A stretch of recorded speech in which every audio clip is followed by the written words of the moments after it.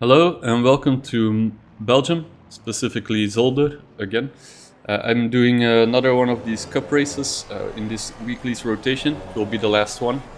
The next one, then in this series, I have to think what. Oh yeah, Suzuka. So pretty fun circuit. So I'll probably continue a bit with them because they're so good for safety rating boosts, which is exactly what I was hoping to get from this race. So in this one, I went off to qualifying, and there were two cars that seemed to be quite a bit faster than me, and then the rest of the field that seemed, at least in qualifying, significantly slower. I had also done some research before the race started, so I had looked up which ones were the drivers with the very low safety ratings, that being for this race Rosenbaum and Carmona. So if it comes to on-track battles, those are the two people that I'll be looking to avoid. Now, as we set off to start the race, I qualified P3, so I'm on the second row next to Worley. Luzes and Dieberg in front were indeed much faster.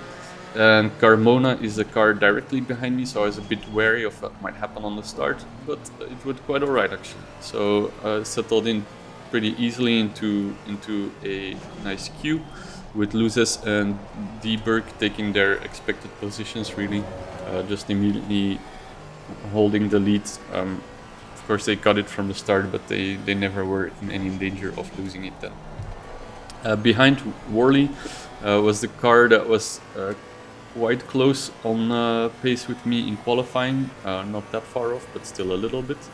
But as it turned out on the race start, they were still kind of searching for their lines. So the top three, me included, makes it well through the first chicane.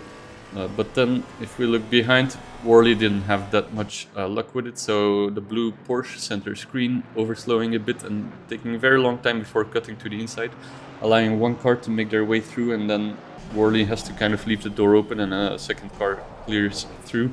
Those two cars being, though, Carmona and Rosenbaum, so it might actually be good for Worley that he didn't have to have a full-on battle with them on his hands, because they are the least safe drivers of the whole field.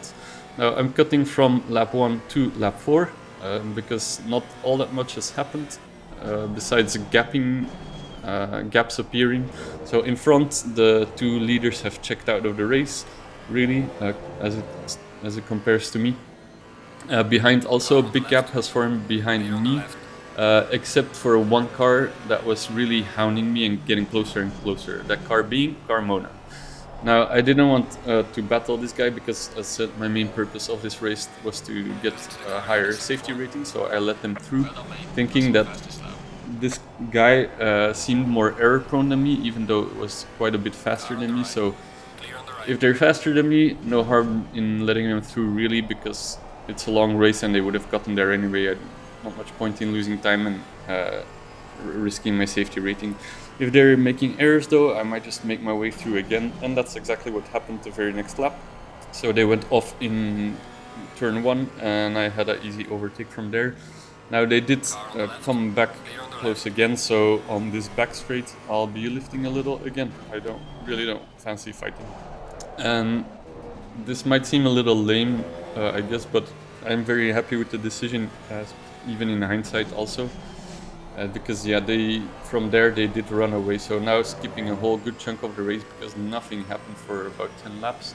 So I have a huge gap in front now, 10 seconds, huge gap behind, 12, 13 seconds, and I was up on my delta about 1/10, but my best lap of the race had been standing for a long time.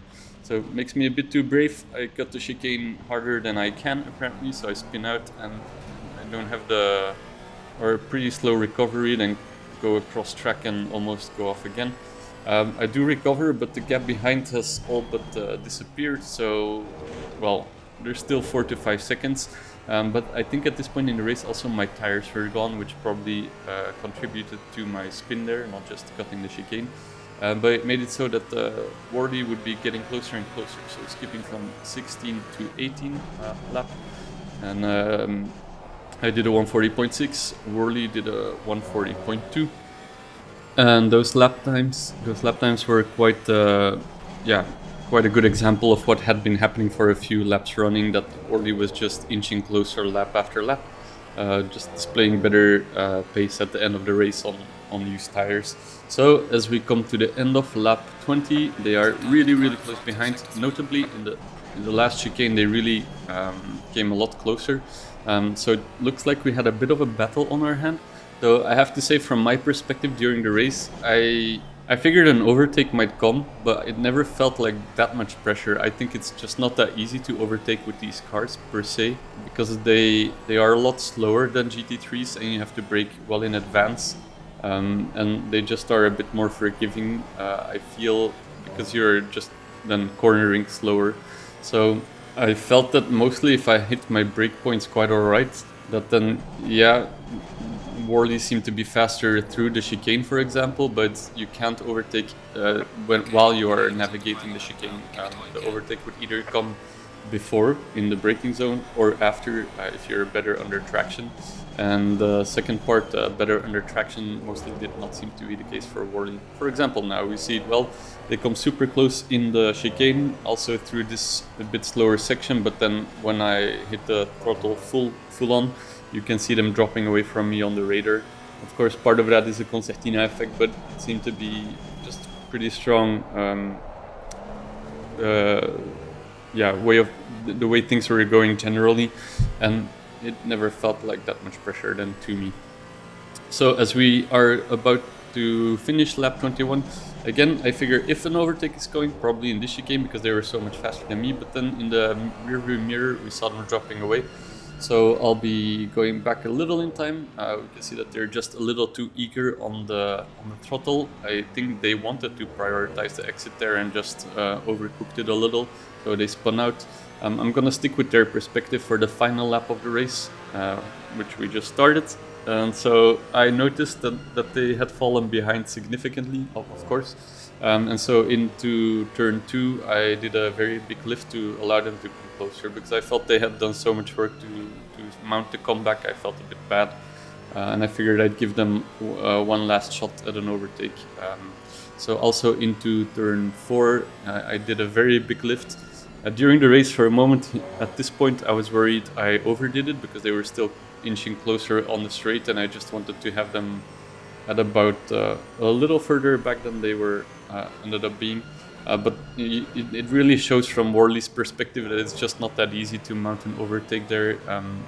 Yeah, the braking zones are very long with these cars, so you really need quite a big delta in speed to make it happen.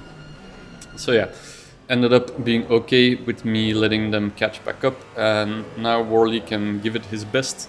So through this slower section after the second chicane we go, and they're not close enough. I think I felt during the race that they weren't really close enough to go for an overtake, so I didn't cover the inside that much there. And same as the previous lap, I figured if an overtake would be coming, it would be into the upcoming final chicane of the lap.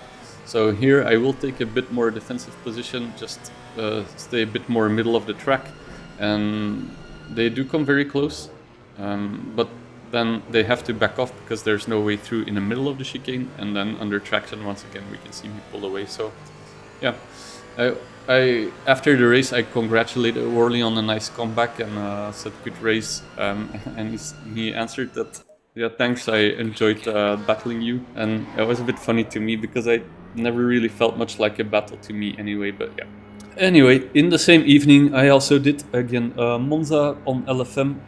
Against my better knowledge or instinct, I figured maybe I can gain safety rating there as well. So off to qualifying we go. As the first car to react in the pit lane, but then the green, I think McLaren or maybe Ferrari in front, Marti, familiar name by the way, was just further up ahead in the pit lane. So they still got the jump on me for the qualifying lap, which turned it to be a bit of an issue because we're now at the end of the outlap. They were just about 2 seconds behind, and they were seeded 26 while I was seeded 7. So I knew from the previous run-in with them that I was a lot faster. So I wanted to leave a gap here, so of about 3-4 seconds, which I do. But still, I had to get on the gas a bit earlier than I was planning to because Ollie was getting too close behind, and I figured they were about to jump the queue, not wanting to leave the gap. Now, in the end, they do leave a gap, but then Mikhailov took their place and is just half a second behind, which is a bit annoying because it felt like I had to worry about them possibly going for an overtake, which they're not allowed to do during a hot lap, but whether they're allowed to or not, it would be very annoying. And it happened so that remained the thing throughout qualifying. I did one lap, then I wanted to back off at the end of the second one, but I couldn't because Ollie was again super close behind, so I couldn't leave much of a gap. Now, Mahdi ended up pulling aside at the end of the Ascari chicane on the final attempt, so I managed to bring this one home. And sorry, by the way, about the credentials window, I just covered my personal information there, but yeah, I couldn't see it during the race or during qualifying in VR, but no worries, it will be gone during the race. So end up qualifying 6th provisionally with a 1 minute 50.1, not a great time, but when all was said and done, it ended up being P8, so I was pretty okay with that, very close to where I was seated and as the 7th seeding. So off to the start, I had a better start than the black and yellow Audi, I guess, in front, but I couldn't really move to the inside, I felt, because I felt that there would be another car there. Now, at turn 1, I get a bump from behind, a big shove from a McLaren behind, then a shove on the outside from a Sky McLaren, and then another big shunt from behind from the same black McLaren from the first bump, and they end up spinning me around. End up completely last in the race for just a moment, P25, but then there's an orange BMW parked and not moving anymore, so that then promotes me to P24. I took it very easy getting going again to not hit track limits 2 for my safety rating. But yeah, here we'll see the first bump by the black and orange McLaren. Then there's the Sky McLaren, because of course that someone with that livery needs to bump you. And then the black and orange McLaren just turns me around.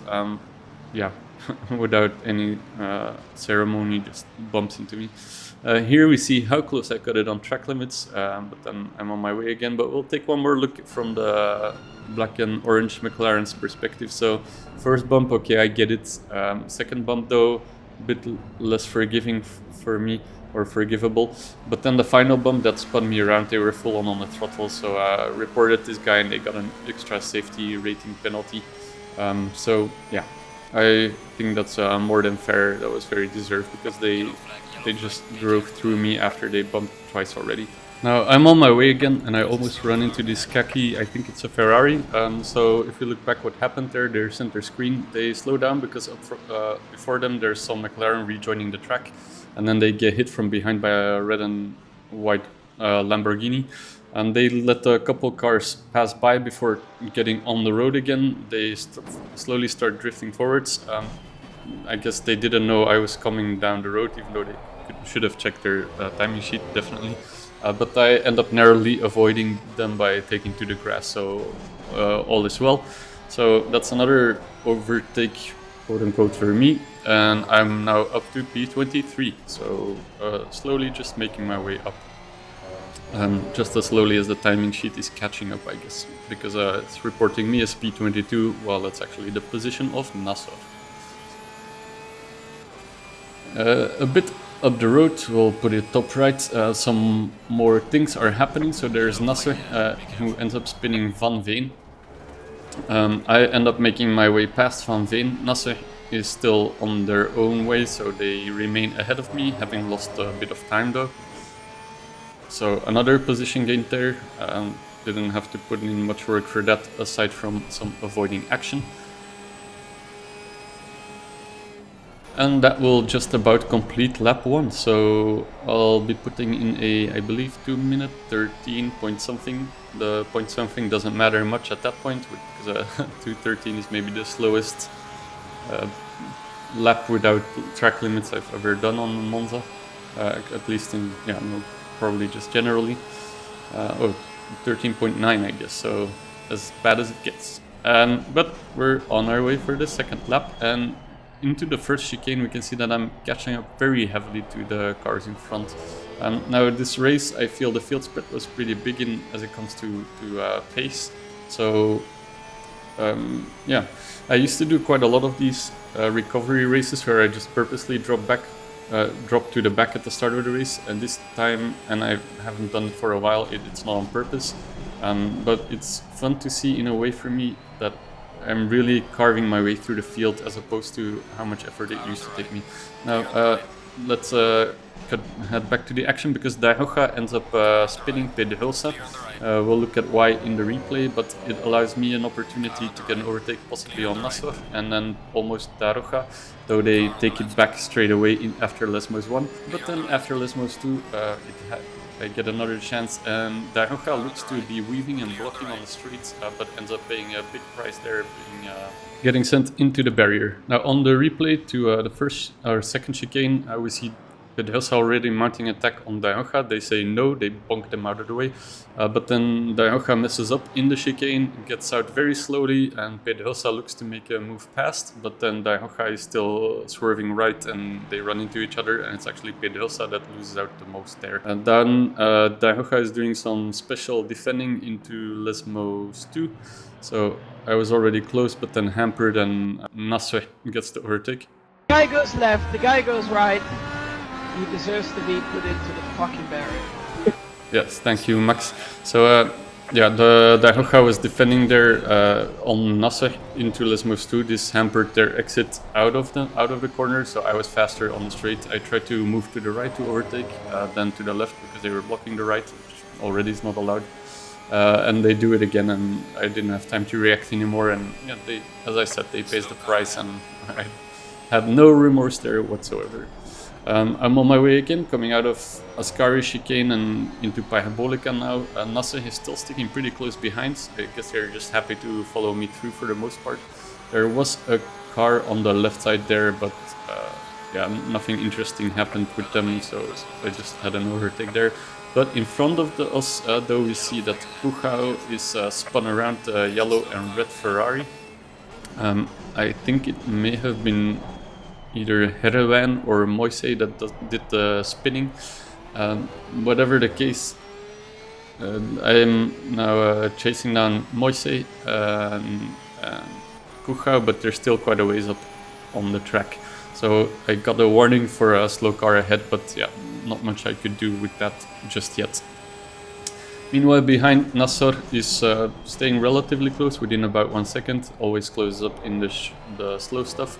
But at least it's not making it too much pressure for me. So around Lesmos 1 we go. And I noticed already when we were fighting Daihouha that maybe the Lesmos corners weren't Nassor's strong suit, because it just felt like they could have possibly done more with the way Daihouha was messing with their own pace, basically. Now, up ahead from me, there's a black and yellow Mercedes who just spins out all on their own in the Ascari chicane. And then Moise, the guy that spun me early on in the race, I think was distracted from that and just follows suit, but spins out to the left. So I have a car on either side as I make my way out of Ascari chicane, and that's another 2 overtakes. And through all of this, I am now P14, so really moving up in the world. And I'm very happy to recover this much, because being seated as 7th in the race, I feel my elo could have taken a very big hit if I didn't, make it back at least somewhat closer to the front. I put down a personal best of a 150.4, so nothing special definitely, but good enough for now. Especially since I always have to pass these cars left and right and distracting and so on, being in the bottom half of the field. Heroin now in front is about 6 seconds up the road. I didn't know this yet at the time at all, but Heroin was doing his first few races on LFM. This race was driven on Saturday, the 22nd of August. And that was the day that they joined LFM, so very inexperienced driver as far as it comes to LFM at least. Presumably they have driven on Assetto Corsa Competizione before that, but maybe not as much, because we can see that I'm already within about 2 seconds behind now, so catching up super heavily, and we see a suspicious amount of dust coming up on both Lesmos 1 and 2, so it seems that they have been dipping their wheels in the gravel, presumably allowing me to catch up the way I have. Once more into Ascari chicane we go. Heroen goes a little deep on the first part and just has a pretty pedestrian time through it all, so I'm quite a bit closer still, coming out of the chicane, and looks like I might be getting quite close as we head into Parabolica, but not close enough to be thinking about any overtake, though it doesn't seem like Heroen was thinking of it that way because they take on already a bit of a defensive posture. So onto the main straight we go. I'm right behind them. They just made themselves go slower through Parabolica by taking defensive line. I figured I'd be overtaking them because I had better speed already coming onto the main straight, but I think their setup or their car just allows for a better straight line speed, so I don't quite get there. Now, I was considering going for a dive, but then they were going left and right, a bit willy-nilly or in a blocking manner, I think. So I had to take evading action, and yeah, I had a hard time getting the car stopped. Now they had an even harder time, I suppose, being focused on blocking me, so we'll see it again here. A bit of a wobble for them in Parabolica. I'm now behind, catching up already, so I figure I shouldn't stay too close behind because the draft is always good, but I didn't want to run into the back of them. But then the moment I pulled to the side, I just stopped getting closer, so I pulled back, tucked back in behind, and then yeah, we see them just weaving left and right as I'm trying to find a spot to not be right behind them anymore into turn 1. And I had a hard time getting the car stopped, so I had a bad line into turn 2, allowing Nasser to have a better line through there and getting an overtake on me. Now Heroen didn't bother with stopping the car, so they're a bit off the road again. I'm sure they took a warning for track limits from that one. So, second chicane happens and they are still a little ahead. There's a Kutz back marker that's overtaken by both me and Nasser and Heroen, I suppose, but we don't really care about that. Now into Lesmos 2, I figured I'd put a bit of pressure on Nasser. I felt I could do that and probably get the place back again, so I make a move to the inside, just posturing though. I wasn't gonna go for a dive there, but it's enough to distract Nasser, I think, because they then miss the apex and have a hard time getting on the throttle as they are so wide already before starting their exit. So easy overtake there from me, and I was very happy with that maneuver. And off I am again, trying to chase down Heroen, who is now just about 1 second off the road. So only took 1 lap to close the gap again that they created by cutting the first chicane, so pretty good action. Same situation as before, into Parabolica I'm way too far back to be thinking about a dive. They still again take on a defensive posture, so have a pretty slow time through the corner. Another couple of wobbles at the end of Parabolica as they get on the throttle, and I'm now very close behind. But having learned from the lap before, I'm sticking as close as I can before moving to the side for trying to go for an overtake. They commit to the inside line for the defense, although they then move over to close up the gap, and then they move over even more to be in front of me right before hitting the brakes, really stamping on them. I just about managed to keep the car pointing the right way, so I do end up cutting the chicane, get a warning for track limits, but I think Heroen also must have gotten it. So here we look at it again.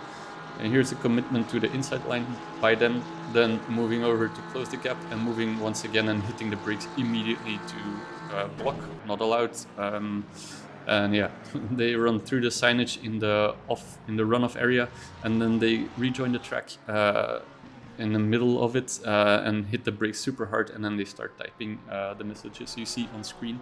The red and yellow Ferrari was very angry too, but yeah.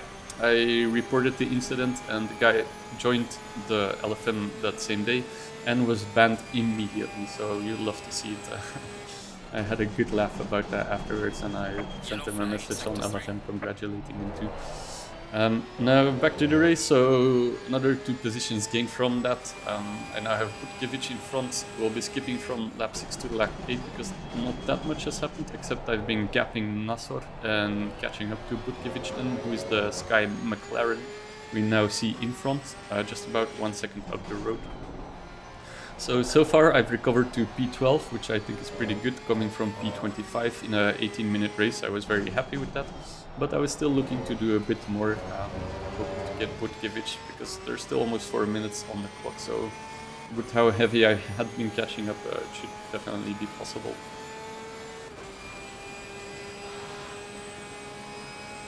Once more we find ourselves on our way to Ascari. Butkiewicz kind of misses the entry, takes a very shallow line on that first apex, allowing me to pull in super close. And then on the exit 2, I don't use enough exit space, but they use even less, and at least I hit the inside curve there in the final corner, so I'm very, very close behind on the back straight and looking to make a move into Parabolica. They take a defending line, but for some reason they cut to the inside super early, really before the actual corner, and then they kind of miss their braking point from there. They go off track and I have an easy time just getting the overtake. So we'll see it again here, just getting that draft until the final moment, then pulling alongside, and they move so early to the inside, so then that leaves them very little room to actually start turning in. So yeah, overtake done. I put them down a personal best with a 150.0, Butkiewicz did a 153.2, and Nasser further back 153.9, so it doesn't look like anything will come from that anymore. We're now on the final lap, so I'm just gonna skip ahead because I end up gapping the cars behind. I do catch up very heavily still to Amar in front, as well as Dirks, but I can't really do anything with it because they just the race wasn't long enough. I'm pretty sure I would have caught up still if not for that. But yeah, I'm very happy to be finishing at P11. And yeah, that was just about it for the race. So bad start to it, but great recovery, and I had a good time with it.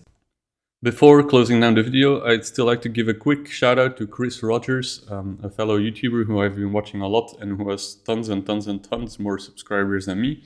So not sure if it makes a lot of sense that I'm doing a shout out, but anyway, I've been enjoying his videos. I think he does great editing, and I've lifted a few of his techniques with the picture-in-picture and repeating replays and so on. So I just wanted to give props where it's due. So yeah, if you enjoy my content, I'm pretty confident you'll enjoy his, so I recommend checking it out, and I'll put a link in the description. Anyway, thank you for watching. Catch you on the next one.